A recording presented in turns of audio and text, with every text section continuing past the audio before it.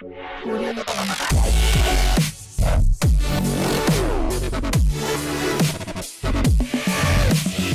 വിദ്യാർത്ഥികളെ, 10ാം ക്ലാസ്സിൽ കഴിഞ്ഞ ക്ലാസ്സിൽ നമ്മൾ പഠിച്ചത് സെക്കൻഡ് ചാപ്റ്റർ ആണ്. World in the 20th century എന്ന് പറയുന്ന ചാപ്റ്ററിൽ ഒരു ഫ്ലോ ചാർട്ടിനെ ബേസ് ചെയ്ത് നമ്മൾ പഠിച്ചത് അല്ലെ ലാസ്റ്റ് നമ്മൾ പഠിച്ചു നിർത്തി എന്താ? ഇംപീരിയലിസം. അവിടെ ഇനി നമുക്ക് പഠിക്കാൻ പോകുന്നത് ആ പോർഷൻ നിങ്ങൾ നല്ലതുപോലെ ടെക്സ്റ്റ് വായിച്ചാൽ സിമ്പിളാണ്, വായിക്കാൻ തന്നെ നിങ്ങൾക്ക് മനസ്സിലാവും. അപ്പൊ അതിൽ നമ്മൾ അടുത്ത പഠിക്കാൻ പോകുന്ന ക്വസ്റ്റ്യൻ എന്താ? How did imperialism affect the colonies? അപ്പൊ ഇനി ആ ഇംപീരിയലിസം ബേസ് ചെയ്താണ് എന്ത് വരുന്നത്? ഫസ്റ്റ് വേൾഡ് വാർ വരുന്നത്. അപ്പൊ ഇംപീരിയലിസം എന്താണ് നമ്മൾ പഠിച്ചു. ഇനി ആ ഇംപീരിയലിസം എങ്ങനെയാണ് കോളനീസിനെ അഫക്ട് ചെയ്തത്? കോളനികളെ ഈ സാമ്രാജ്യത്വം, ഇംപീരിയലിസം സാമ്രാജ്യത്വം എങ്ങനെയാണ് കോളനികളെ ബാധിച്ചത് എന്നാണ്. സാമ്രാജ്യത്വം എങ്ങനെയാണ് കോളനികളെ ബാധിച്ചത്. അപ്പൊ എന്താണെന്ന് നിങ്ങളെ പുസ്തകത്തിനകത്ത് കുറച്ച് പോയിന്റ്സ് കൊടുത്തിട്ടുണ്ട്, അത് പഠിച്ചാൽ മതി, കൂടുതലൊന്നും വേണ്ട. കുറച്ച് ആൻസർ കീ കൊടുത്തിട്ടുണ്ട്, അതായത് ഒരു 6 പോയിന്റ് അതിനകത്ത് കൊടുത്തിട്ടുണ്ട്. അത് നമ്മൾ പഠിക്കാം, നിങ്ങൾ പഠിച്ചു വയ്ക്കുക. എന്താ ഒന്നാമത്തെ point? Traditional economic system of the colonies was destroyed. എന്താണ്? Traditional economic system of the colonies was destroyed. അതായത് കോളനികളിലെ പരമ്പരാഗത സമ്പദ് വ്യവസ്ഥ തകർന്നു. കാരണം എന്താ? ഈ കോളനികൾ കംപ്ലീറ്റ് ഇപ്പോ കൺട്രോൾ ചെയ്യുന്നത് ആരാ? യൂറോപ്യൻ കൊളോണിയൽ മാസ്റ്റേഴ്സ് ആണ്.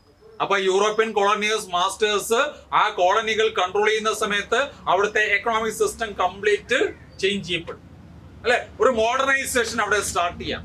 അതാ ഇവിടെ പറയാം. അങ്ങനെ വരുന്ന സമയത്ത് എന്ത് ചെയ്തു?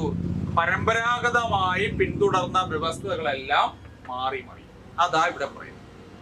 Traditional economic system of the colonies was ഡെസ്ട്രോയ്ഡ്.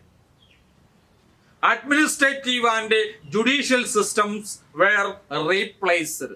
എന്തൊക്കെ റീപ്ലേസ് ചെയ്യപ്പെട്ടു? ഭരണപരമായ നീതിന്യായ സംവിധാനങ്ങൾ എല്ലാം മാറ്റപ്പെട്ടു. നിലവിൽ ട്രഡീഷണൽ ആയിട്ട് ഫോളോ ചെയ്തിരുന്ന അഡ്മിനിസ്ട്രേറ്റീവ് സിസ്റ്റം, ജുഡീഷ്യൽ സിസ്റ്റം ഇതെല്ലാം മാറി. ആ സ്ഥാനത്ത് ന്യൂ മെത്തേഡ്സുകൾ ആര് ഇംപ്ലിമെന്റ് ചെയ്തു? കൊളോണിയൽ മാസ്റ്റേഴ്സ് ഇംപ്ലിമെന്റ് ചെയ്തു. എന്ന് വെച്ചാൽ നിങ്ങൾ ചിന്തിക്കണം, ഇന്ത്യയിലേക്ക് പോകണം അല്ലെ? പരമ്പരാഗതമായി ഇന്ത്യയിൽ ഏതൊക്കെ സംവിധാനമാ? ഭരണപരമം എന്ന് പറയുന്നത് എന്തായിരുന്നു? കിങ്ഷിപ്പ് ആയിരുന്നു, മൊണാർക്കി ആയിരുന്നു അല്ലെ? ജുഡീഷ്യൽ സിസ്റ്റം എന്തായിരുന്നു? ട്രഡീഷണൽ ആയിട്ടുള്ള ജുഡീഷ്യൽ സിസ്റ്റം ആയിരുന്നു. ജലപരീക്ഷ, അഗ്നിപരീക്ഷ, തൂക്കുപരീക്ഷ, വിഷപരീക്ഷ ഒക്കെ കേട്ടിട്ടില്ലേ? തീരുമാനമെടുക്കുന്നത് രാജാവാ. ശിക്ഷ നടപ്പിലാക്കുന്നത്, പണിഷ്മെന്റ് കൊടുക്കുന്നത് ആരായിരുന്നു? രാജ. അതൊക്കെ മാറി. ഇവിടെ ഒരു മോഡേൺ സിസ്റ്റം ഇംപ്ലിമെന്റ് ചെയ്യാൻ. Thirdly, people in colonies were forced to cultivate cash crops in lieu of traditional food crops. പണ്ട് കാലത്ത് നമ്മുടെ പ്രധാനപ്പെട്ട കൃഷി വിളകൾ എന്ന് പറയുന്നത് എന്തായിരുന്നു? ഭക്ഷ്യവിളകളായിരുന്നു. ബ്രിട്ടീഷുകാർ വന്നപ്പോൾ ഇന്ത്യയിൽ ഭക്ഷ്യവിളകളുടെ സ്ഥാനത്ത് എന്ത് വന്നു? നാണ്യവിളകൾ, cash crops.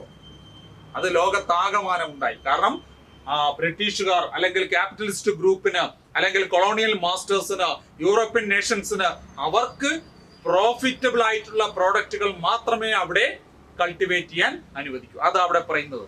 People in colonies were forced to cultivate cash crops in the lieu of traditional food crops. പരമ്പരാഗതമായി കൃഷി ചെയ്തിരുന്ന ഭക്ഷ്യവിളകൾക്ക് പകരം നാണ്യവിളകൾ കൃഷി ചെയ്യുവാൻ ജനങ്ങൾ നിർബന്ധിതരായി. Poverty and unemployment were increased. ഇതിന്റെ ഫലമായി എന്തുണ്ടായി? തൊഴിലില്ലായ്മ ഉണ്ടായി, ദാരിദ്ര്യം ഉണ്ടായി അല്ലെ? പോവർട്ടിയും അൺഎംപ്ലോയ്മെന്റും ഉണ്ടായി. കാരണം എന്താ? ട്രഡീഷണൽ സിസ്റ്റം കംപ്ലീറ്റ് ഡിക്ലൈൻ ചെയ്യാം. പരമ്പരാഗത സംവിധാനങ്ങളെല്ലാം ഇല്ലായ്മ ചെയ്യുന്ന സമയത്ത് അവിടെ പരമ്പരാഗതമായി ഈ മേഖലയിൽ ജോലി ചെയ്തിരുന്നവർക്ക് തൊഴിലില്ലാതായി. അതാ പറയുന്നത്. പോവർട്ടിയും അൺഎംപ്ലോയ്മെന്റും ഇൻക്രീസ് ചെയ്തു. Natural resources were widely exploited. എന്ത് ചെയ്യപ്പെട്ടു? നാച്ചുറൽ റിസോഴ്സസ്, പ്രകൃതി വിഭവങ്ങൾ വ്യാപകമായി കൊള്ളയടിക്കപ്പെട്ടു. Natural resources were widely exploited. Indigenous arts, പിന്നെന്തൊക്കെ? Literature, language, culture and education system were destroyed. നമ്മളെ സ്വദേശിപരമായി നമ്മൾ കൈകാര്യം ചെയ്തിരുന്ന, നമ്മുടേതെന്ന അഹങ്കാരത്തോടെ അഭിമാനത്തോടെ നമ്മൾ പറഞ്ഞിരുന്ന നമ്മുടെ കല, അല്ലെ, സാഹിത്യം, ഭാഷ, നമ്മുടെ സംസ്കാരം, നമ്മുടെ വിദ്യാഭ്യാസ സമ്പ്രദായം, ഇതൊക്കെ എന്ത് ചെയ്യപ്പെട്ടു? ഇല്ലാതാക്കപ്പെട്ടു. ആരുടെ വരവോടുകൂടി? യൂറോപ്യൻസിന്റെ വരവ്. അങ്ങനെ കംപ്ലീറ്റ് ആയിട്ടൊരു ചേഞ്ച് എവിടെ ഉണ്ടായി? ഏഷ്യൻ, ആഫ്രിക്കൻ, ലാറ്റിൻ അമേരിക്കൻ കൺട്രീസിൽ ഉണ്ടായി, അല്ലെ? അപ്പൊ ഈ കോമ്പറ്റീഷൻ, ഈ കോൺഫ്ലിക്ട്, ആരൊക്കെ തമ്മിലുള്ള, ഇമ്പീരിയലിസ്റ്റ് നേഷൻസ് തമ്മിലുള്ള ഈ കോൺഫ്ലിക്റ്റുകൾ എന്തിനു വേണ്ടിയുള്ള colonies and markets led to the outbreak of wars, അല്ലെ? കോളനികൾ പിടിച്ചടക്കാൻ, മാർക്കറ്റുകൾ പിടിച്ചടക്കാൻ ഈ ഇമ്പീരിയലിസ്റ്റ് പവേഴ്സ് തമ്മിലുള്ള കോൺഫ്ലിക്റ്റും കോമ്പറ്റീഷനുമാണ് എന്തിനിടയാക്കിയത്? Led to the outbreak of wars, അല്ലെ? യുദ്ധങ്ങൾക്ക് കാരണമായി മാറിയത്. മനസ്സിലായല്ലേ? ഈ യുദ്ധത്തിന് കാരണമായി മാറിയത് അങ്ങനെയാണ്. പിടികിട്ടിയോ? ഇതാണ് ഇമ്പീരിയലിസം എന്ന് പറയുന്നത്. ഈ ഇമ്പീരിയലിസത്തെ കുറിച്ച് ഇപ്പൊ ഈ പുസ്തകം വായിക്കുമ്പോൾ എന്തെങ്കിലും ഡൗട്ട് ഉണ്ടെങ്കിൽ നിങ്ങൾ ചോദിക്കണം. ആ ഡൗട്ട് ഉണ്ടെങ്കിൽ അപ്പോൾ ക്ലിയർ ചെയ്യാം. ഇത്രയാണ് പറയുക. ഇനി നമ്മൾ പോകുന്നത് എന്താ? ഫസ്റ്റ് വേൾഡ് വാർ ആണ്. ഒന്നാം ലോക മഹായുദ്ധം. അത് ഒറ്റ സ്റ്റെപ്പിൽ ഒരു ക്ലാസ് കൊണ്ട് പഠിച്ചു തീരില്ല, മുറിച്ച് പഠിക്കാനേ പറ്റും. അതുകൊണ്ട് ആദ്യത്തെ ഒരു പാർട്ട് പഠിക്കാം, അടുത്ത ക്ലാസ്സിൽ അടുത്ത പാർട്ട് പഠിക്കാം. അപ്പൊ ഫസ്റ്റ് വേൾഡ് വാർ 1914 to 1918, 1914 മുതൽ 1918 വരെ ലോകത്തെ ഞെട്ടിച്ച ഒന്നാം ലോക മഹായുദ്ധത്തിന്റെ കാരണങ്ങൾ നമ്മൾ തന്നെ ഇപ്പൊ തന്നെ പറഞ്ഞു കഴിഞ്ഞു. എന്താ? Conflict and competition among the European nations. എന്തിനു വേണ്ടി? For colonies and markets. കോളനികൾക്കും മാർക്കറ്റിനും വേണ്ടി യൂറോപ്യൻ നേഷൻസ് തമ്മിലുള്ള കോൺഫ്ലിക്റ്റും കോമ്പറ്റീഷനുമാണ് എന്തിനാക്കിയത്? Led to the outbreak of wars. ഈ യുദ്ധങ്ങൾക്ക് കാരണമായി മാറിയത്. അപ്പൊ അതാ നമ്മൾ ഇനി പറയാൻ പോകുന്നത്, അല്ലെ? അപ്പൊ എന്താ? ഈ യൂറോപ്യൻ നേഷൻസ് അവരുടെ ആ ഡോമിനൻസ് എസ്റ്റാബ്ലിഷ് ചെയ്യണം, അല്ലെ? അതുപോലെ തന്നെ അവരുടെ എന്ത് ചെയ്യുന്നു? ഈ കോമ്പറ്റീഷൻ, ഈ യൂറോപ്യൻ നേഷൻസ് തമ്മിലുള്ള ഒരു കോമ്പറ്റീഷൻ, ഒരു കോൺഫ്ലിക്റ്റ്, ഇത് എന്തിനിടയാക്കി? മ്യൂച്വൽ ഡിസ്ട്രക്ട് ആൻഡ് ഇൻമിറ്റി, അല്ലെ? ഒരു പരസ്പര വിശ്വാസം ഇല്ലാതാക്കി, പരസ്പരമായ ഒരു ശത്രുതയ്ക്ക് ഇത് കാരണമായി. കാരണം നമ്മൾ നേരത്തെ പറയാറുണ്ട്, യൂറോപ്യൻ നേഷൻസ് എന്ന് പറയുന്നത് ഒരു സ്ട്രോങ് നേഷൻസ്, ഒരു ഗ്രൂപ്പായിരുന്നു. ആ യൂറോപ്യന്റെ സോവർണിറ്റി അവിടെ ഡിമിനിഷ് ചെയ്യപ്പെടുക. കാരണം എന്താ? യൂറോപ്യൻ നേഷൻസ് ഈ കോളനികൾ ക്യാപ്ചർ ചെയ്യാൻ വേണ്ടി, ഈ മാർക്കറ്റുകൾ ക്യാപ്ചർ ചെയ്യാൻ വേണ്ടി അവർ എന്തായി മാറി? ഡിസ്പ്യൂട്ട്, തർക്കമായി. ഇത് അവർ തമ്മിൽ തന്നെ എന്തുണ്ടാക്കി? ഒരു മ്യൂച്വൽ ഡിസ്ട്രക്ട് ഉണ്ടാക്കി, ഒരു എനിമിറ്റി ഉണ്ടാക്കി, ഒരു ശത്രുത ഉണ്ടാക്കി, ഒരു പരസ്പര വിശ്വാസം ഇല്ലാത്ത ഒരു അവസ്ഥ ഉണ്ടാക്കി. അപ്പൊ ഇവിടെ എന്ത് ചെയ്തു? ഈ ഒരു പ്രോബ്ലം എന്ത് ചെയ്തു? The signing off military alliances എന്ത് ചെയ്തു? ഈ നേഷൻസ്, യൂറോപ്യൻ നേഷൻസ് എന്ത് ചെയ്തു? പുതിയൊരു സൈനിക കരാറുകൾക്ക് രൂപം കൊടുക്കാൻ തുടങ്ങുന്നു. This military alliances, the two military alliances emerged in the world. അങ്ങനെ ലോകത്ത് രണ്ട് ശക്തമായ യൂറോപ്യൻ നേഷൻസ്, സ്ട്രോങ് ആയിട്ടുള്ള രണ്ട് military alliances, two military alliances formed in Europe. അങ്ങനെ എന്ത് ചെയ്തു? യൂറോപ്പിൽ സ്ട്രോങ് ആയിട്ടുള്ള രണ്ട് മിലിറ്ററി അലയൻസസ് ഫോം ചെയ്യുന്നു. This military alliances are known as triple alliances and triple entente. First world വാറിന്റെ കോസിലേക്ക് നമ്മൾ പോവാ, കാരണങ്ങളിലേക്ക് പോവാം. ഒന്നാം ലോക മഹായുദ്ധത്തിന്റെ കാരണങ്ങളിലേക്ക് പോകുമ്പോൾ ഞാൻ പറഞ്ഞു, യൂറോപ്യൻ രാജ്യങ്ങൾ തമ്മിൽ കോളനികൾ പിടിച്ചെടുക്കുവാനും കമ്പോളങ്ങൾ വർദ്ധിപ്പിക്കുവാനും നടത്തിയ മത്സരവും തർക്കവും എന്ത് ചെയ്തു? യൂറോപ്യൻ രാജ്യങ്ങളെ പരസ്പരം ശത്രുതയിലും വിശ്വാസമില്ലായ്മയിലും എത്തിച്ചു. ആ വിശ്വാസമില്ലായ്മയും ശത്രുതയും കാരണം യൂറോപ്പിലെ രാജ്യങ്ങൾ രണ്ട് ചേരികളായി തിരിഞ്ഞു. ആ ചേരികൾ എങ്ങനെ? ഏതിന്റെ ബേസിൽ? മിലിറ്ററി ഫോഴ്സസിന്റെ ബേസിൽ, സൈനികപരമായ കരാറിന്റെ ബേസിൽ രണ്ട് ശക്തമായ ഗ്രൂപ്പുകളായി. ആ ഗ്രൂപ്പുകൾക്ക് പറയുന്ന പേരെന്താ? ട്രിപ്പിൾ അലയൻസസ്, ത്രികക്ഷി സഖ്യം. ആൻഡ് ട്രിപ്പിൾ എൻഡന്റ്, ത്രികക്ഷി സൗഹാർദ്ദം. ത്രികക്ഷി സഖ്യമെന്നും ത്രികക്ഷി സൗഹാർദ്ദമെന്നുമുള്ള രണ്ട് ഗ്രൂപ്പുകളെ അന്ന് യൂറോപ്പിനെ കൺട്രോൾ ചെയ്ത പ്രോമിനന്റ് പവേഴ്സ് ആണ് ആ മിലിറ്ററി അലയൻസസിന് രൂപം. ലീഡർഷിപ്പ് എന്ന് പറയുന്നത് പ്രോമിനന്റ് പവേഴ്സ് ആണ്. യൂറോപ്പിലെ പ്രോമിനന്റ് പവേഴ്സ് ആണ് അതിന് ലീഡർഷിപ്പ് എന്ന് പറയുന്നത്. അപ്പോ ട്രിപ്പിൾ അലയൻസസിന് ഫോം ചെയ്ത ആരൊക്കെ? Germany, Austria Hungary and Italy. Austria Hungary എന്ന് പറയുന്ന ഒരു സിംഗിൾ നേഷൻ ആണ്. വേൾഡ് വാർ കഴിയുമ്പോഴാണ് അവ സ്പ്ലിറ്റ് ആയി സെപ്പറേറ്റ് സോവറിൻ പവേഴ്സ് ആവും. ഫസ്റ്റ് സ്റ്റേജിൽ ഓസ്ട്രിയ ഹംഗറി എന്ന് പറയുന്ന സിംഗിൾ നേഷൻ ആയിരുന്നു. അപ്പോൾ ട്രിപ്പിൾ അലയൻസസിൽ പാർട്ടിസിപ്പേറ്റ് ചെയ്ത മെമ്പർ കൺട്രീസ് ഏതൊക്കെയാണ്? Germany, Austria Hungary and Italy. മറക്കണ്ട, ആദ്യത്തെ സഖ്യം ത്രികക്ഷി സഖ്യം. ത്രികക്ഷി സഖ്യത്തിൽ അംഗമായ രാജ്യങ്ങൾ ജർമ്മനിയും ഓസ്ട്രിയ ഹംഗറിയും ഇറ്റലിയും. അപ്പൊ ട്രിപ്പിൾ അലയൻസസ് ഫോം ചെയ്തപ്പോൾ ഒരു ഓപ്പോസിറ്റ് അലയൻസ് അവിടെ വരുന്നു. എന്താ? ട്രിപ്പിൾ എൻഡന്റെ 3 രാജ്യങ്ങൾ ചേർന്നുകൊണ്ട് അത്രയും എന്ന് കിട്ടിയത് ത്രികക്ഷി സൗഹാർദ്ദം. അവർ രൂപം കൊടുത്തപ്പോൾ അടുത്ത വെറുതെ ഇരുന്നില്ല. ആരൊക്കെ? ഇംഗ്ലണ്ടും ഫ്രാൻസും റഷ്യയും. ഇംഗ്ലണ്ടും ഫ്രാൻസും റഷ്യയും ചേർന്ന് എന്തിനു രൂപം കൊടുത്തു? ത്രികക്ഷി സൗഹാർദ്ദം. ഇപ്പോ ഫസ്റ്റ് വേൾഡ് വാറിലെ മേജർ മിലിറ്ററി ഫോഴ്സസ് ഏതൊക്കെയാണ്? Triple alliances and triple entente. Triple അലയൻസസിലെ member countries Germany, Austria Hungary and Italy. Triple എൻഡന്റെയിലെ മേജർ കൺട്രീസ് ഏതൊക്കെ? England, France, Russia. പിടികിട്ടിയോ? അപ്പോ ഈ അലയൻസസ് വേൾഡിൽ എന്ത് ചെയ്തു? ഒരു വാർ അറ്റ്മോസ്ഫിയർ ക്രിയേറ്റ് ചെയ്തു, അല്ലെ? ഒരു യുദ്ധ സാഹചര്യം ലോകത്തുണ്ടാക്കി. കാരണം അതുവരെ ഇല്ലാത്തൊരു സംവിധാനമാണ് ലോകത്തുണ്ടാകുന്നത്. രാജ്യങ്ങൾ ആലോചിക്കുക, പണത്തിന് വേണ്ടി, ലാഭത്തിന് വേണ്ടി ഒരുമിച്ച് നിന്ന ലോക രാജ്യങ്ങൾ രണ്ടായി ഡിവൈഡ് ചെയ്യപ്പെട്ടു, 2 ചേരികളായി മാറുന്നു. അവർ തമ്മിൽ വലിയ ശത്രുതയാവുന്നു. ഒരു വാർ അറ്റ്മോസ്ഫിയർ അവിടെ ക്രിയേറ്റ് ചെയ്യപ്പെടുന്നു. മാത്രമല്ല അവർ സ്റ്റാർട്ട് ചെയ്ത് എന്താ? മാനുഫാക്ചറിങ് ആൻഡ് ബൈയിങ് ലെത്തൽ വെപ്പൺസ്, അല്ലെ? മാരക പ്രഹര ശേഷിയുള്ള ആയുധങ്ങളുടെ ഉൽപാദനവും വിതരണവും, അല്ലെ? വാങ്ങിക്കൂട്ടുന്നു, ഉൽപാദിപ്പിച്ച് കൂട്ടുന്നു. ആര്? ഈ യൂറോപ്യൻ നേഷൻസ്. അവരുടെ ആ ബേസിക് ആയിട്ട് അവർ ഫോളോ ചെയ്ത ട്രഡീഷണൽ സിസ്റ്റം എല്ലാം അവിടെ മാറി. ഇപ്പൊ എന്താ? എല്ലാത്തിലും ഒരു മിലിറ്ററി, ഒരു വാർ സിറ്റുവേഷൻ ആണ് അവിടെ ക്രിയേറ്റ് ചെയ്യപ്പെട്ടത്. The European nations resorted the various strategy to succeed in their imperialistic competition. അപ്പോ ആദ്യം എന്ത് ചെയ്തു?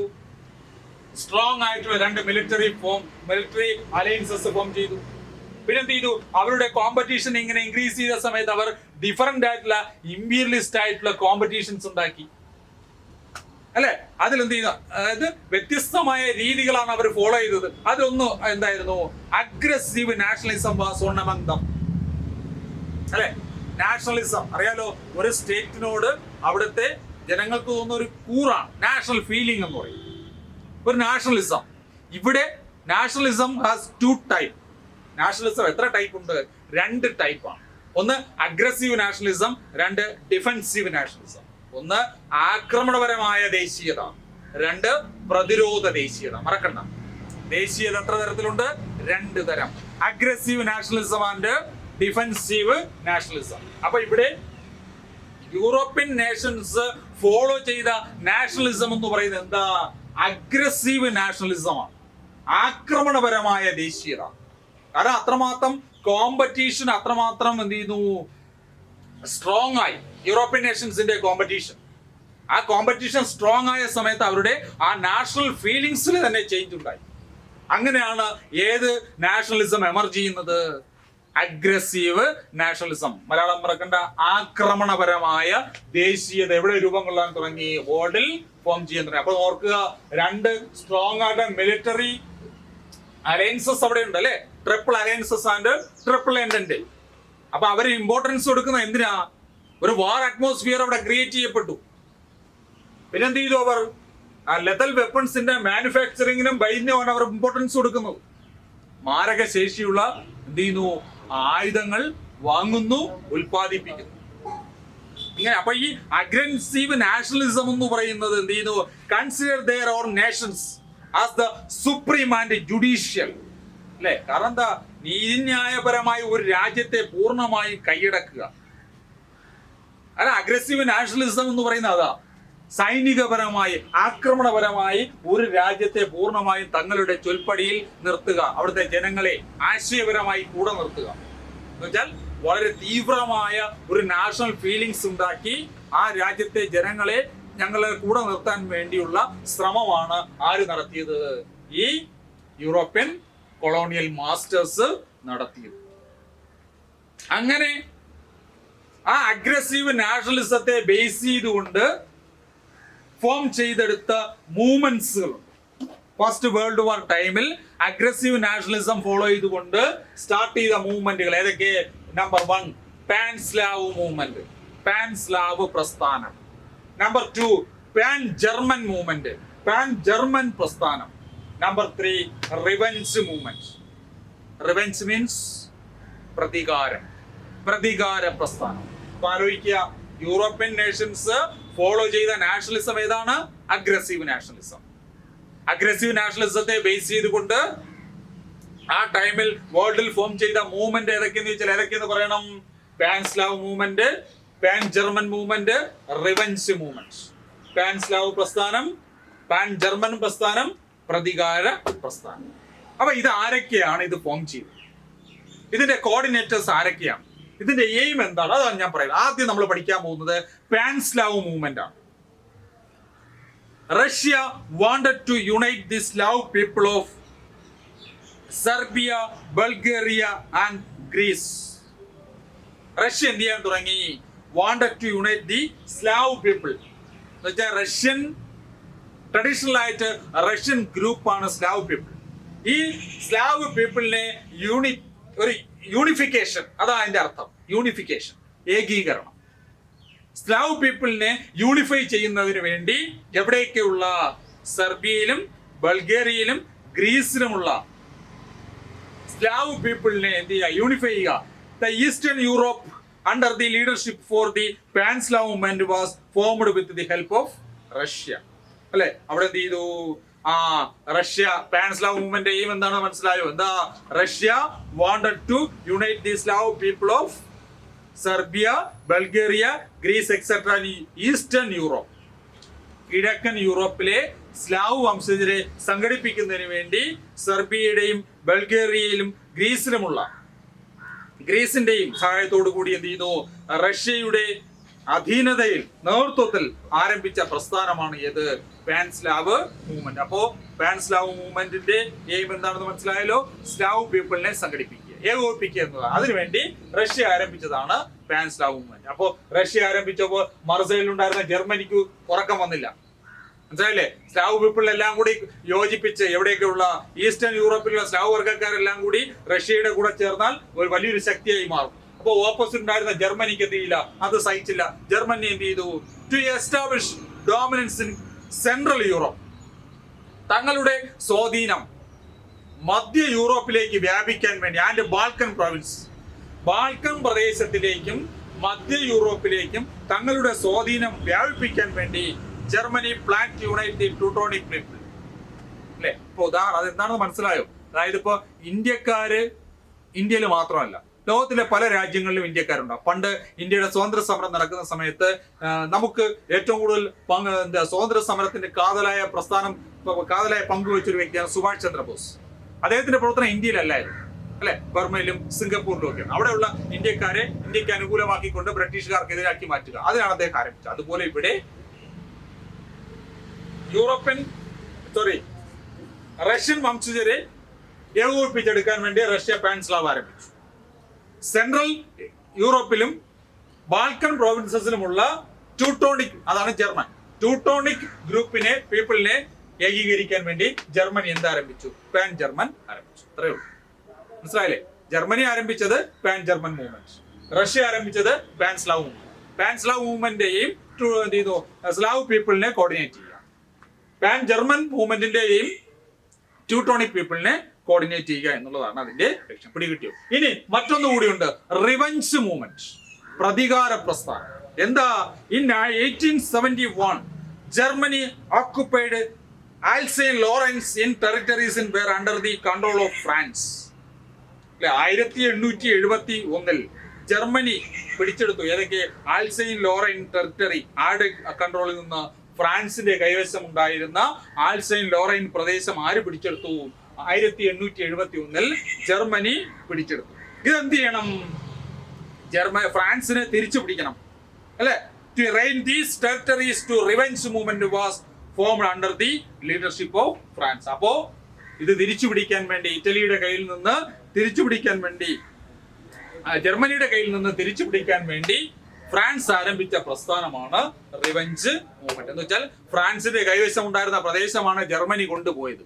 ഇനി ഫ്രാൻസിന് എന്ത് ചെയ്യണം? ജർമ്മനിയുടെ കയ്യിൽ നിന്ന് അത് തിരിച്ചു പിടിക്കണം. ഇതൊരു അവസരമാണ്.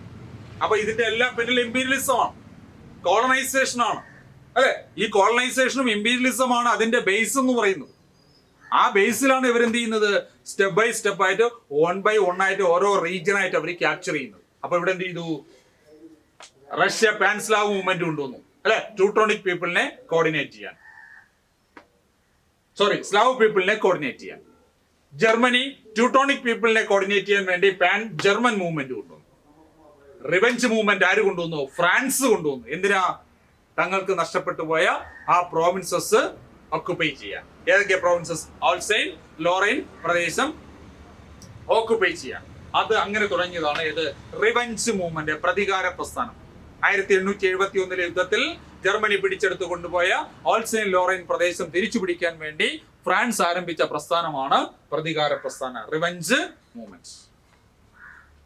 അപ്പൊ എന്ത് സംഭവിച്ചു? ഇത് ഇമ്പീരിയലിസം, ഈ imperialist power rivalry drove the European countries into several crises അല്ലെ. വേൾഡിൽ വൺ ബൈ വൺ ആയിട്ട് ഓരോ ക്രൈസിസ് എമർജ് ചെയ്യാണ്. ഫസ്റ്റിൽ ഒരു സ്ട്രോങ് മിലിറ്ററി ഗ്രൂപ്പുകൾ ഫോം ചെയ്യുന്നു.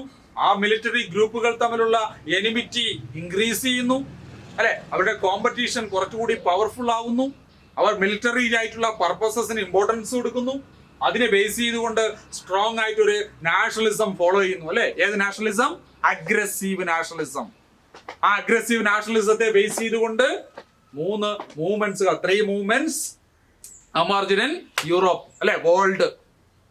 ആ മൂന്ന് പ്രസ്ഥാനങ്ങൾ അവിടെ ആരംഭിക്കുന്നു. ഏതൊക്കെ? Pan Slav movement, pan German movement, revenge movement. അങ്ങനെ 3 മൂവ്മെന്റുകൾ അവിടെ സ്റ്റാർട്ട് ചെയ്തു അല്ലെ. അപ്പൊ ആ മൂവ്മെന്റിന്റെ ഒക്കെ ലീഡർഷിപ്പ് ആരെന്നറിയാലോ? Pan Slav Russia, pan Germany, revenge movement France. ഇതെന്ത് ചെയ്തു? This imperialist rivalry drove the European countries in several crises. എന്ത് ചെയ്തു? ഈ സാമ്രാജ്യത്വപരമായ ഈ ശത്രുത ലോകത്ത് എന്ത് ചെയ്തു? നിരവധി പ്രതിസന്ധികൾക്ക് കാരണമായി അല്ലെ. ഓരോ ദിവസം കഴിയുന്തോറും പ്രശ്നങ്ങൾ മൂർച്ഛിച്ചു വരിക. ഒരുമിച്ചുന്ന രാജ്യങ്ങൾ ഇതാ ഇവിടെ തമ്മിലടിക്കാൻ പോകുന്നു. എന്തിനു വേണ്ടി? പണത്തിന് വേണ്ടി മാത്രം, പ്രോഫിറ്റിന് വേണ്ടി, മാർക്കറ്റുകൾ ക്യാപ്ചർ ചെയ്യാൻ വേണ്ടി, കോളനികൾ സ്റ്റാർട്ട് ചെയ്യാൻ വേണ്ടി. യൂറോപ്യൻ നേഷൻസ് തമ്മിലുള്ള കോമ്പറ്റീഷനും കോൺട്രഡിക്ഷനും ഇൻക്രീസ് ചെയ്യും. ഇപ്പൊ വേൾഡിൽ ഒരു അതുവരെ ഇല്ലാത്ത ഒരു റവല്യൂഷണറി ആയിട്ടുള്ള ഒരു സിറ്റുവേഷൻ അവിടെ ക്രിയേറ്റ് ചെയ്യപ്പെടുന്നു അല്ലെ. ഒരു റവല്യൂഷണറി സ്റ്റേജ് ആണ് അവിടെ ഇംപ്ലിമെന്റ് ചെയ്യുന്നത്. അപ്പൊ എന്താ അതിൽ നിന്ന് നിങ്ങൾക്ക് മനസ്സിലാക്കാം ഫസ്റ്റ് വേൾഡ് വാറിന്റെ ആ ഒരു സിറ്റുവേഷൻ എന്താണെന്ന് നമുക്ക് ചിന്തിക്കാവുന്നതേ ഉള്ളൂ. അപ്പൊ ആ സിറ്റുവേഷനാണ് നമ്മൾ ഈ പറയുന്നത്. ഓ ടൈം ടു ടൈം എന്ത് ചെയ്യുന്നു? ഓരോ ടൈം കഴിയുന്തോറും അതിന്റെ ആ ഒരു അതിന്റെ ആ സ്വഭാവം, നേച്ചർ, അതിന്റെ ആ കണ്ടന്റ്, അതിന്റെ ഓരോ ഇഷ്യൂസും എത്രമാത്രം പവർഫുൾ ആണ് നമ്മൾ ചിന്തിക്കുക. കാരണം എന്താ? ഓരോ നേഷൻസും പവർഫുൾ ആയിട്ടുള്ള ഇമ്പീരിയലിസ്റ്റ് പവേഴ്സാ, ക്യാപിറ്റലിസ്റ്റ് നേഷൻസാ. എല്ലാരും മുതലാളിത്ത രാജ്യങ്ങളാ. ജർമ്മനിയും ഓസ്ട്രിയ ഹംഗറിയും ഇറ്റലിയും ഇംഗ്ലണ്ടും ഫ്രാൻസും റഷ്യ എല്ലാം 1 by 1 സ്ട്രോങ് ആ. അപ്പൊ അവിടെ റൈവലറി ഇൻക്രീസ് ചെയ്തുകൊണ്ടിരിക്കുകയാണ്. അപ്പൊ അടുത്ത ഉണ്ടാകാൻ പോകുന്നത് എന്താ? ക്രൈസിസാ വരുന്നത്. ഒരു ഇമ്പീരിയലിസ്റ്റ് ക്രൈസിസ് വേൾഡിൽ അവിടെ എമർജ് ചെയ്യുന്നു. ഏതൊക്കെ മേജർ ആയിട്ടുള്ള 2 ഇമ്പീരിയലിസ്റ്റ് ക്രൈസിസാ നമ്മൾ പഠിക്കാൻ പോകുന്നത്? എന്തൊക്കെയാ? Number 1 Moroccan crisis, number 2 Balkan crisis. വേൾഡിൽ ഈ യൂറോപ്യൻ റൈവലറിയുടെ റിസൾട്ട് ആയിട്ട് എമർജ് ചെയ്ത 2 ക്രൈസിസ് ഏതൊക്കെയാണ്? Moroccan crisis and Balkan crisis. അങ്ങനെ രണ്ട് ക്രൈസിസ് കൂടി അവിടെ ഉണ്ടായി. ഇതെന്ത് ചെയ്തു? ഒന്നാം ലോക മഹായുദ്ധത്തിലേക്ക് കൊണ്ട് എത്തിച്ചു. അപ്പൊ ഈ ക്രൈസിസ് നമുക്ക് അടുത്ത ക്ലാസ്സിൽ പഠിക്കാം. ഇത്രയും കാര്യങ്ങൾ നിങ്ങൾ നല്ലതുപോലെ വായിച്ചു നോക്കണം. എന്തെങ്കിലും ഡൗട്ട് ഉണ്ടെങ്കിൽ ചോദിക്കും. അടുത്ത ക്ലാസ്സിൽ ഫസ്റ്റ് വേൾഡ് വാർ തീരും. ഓക്കെ.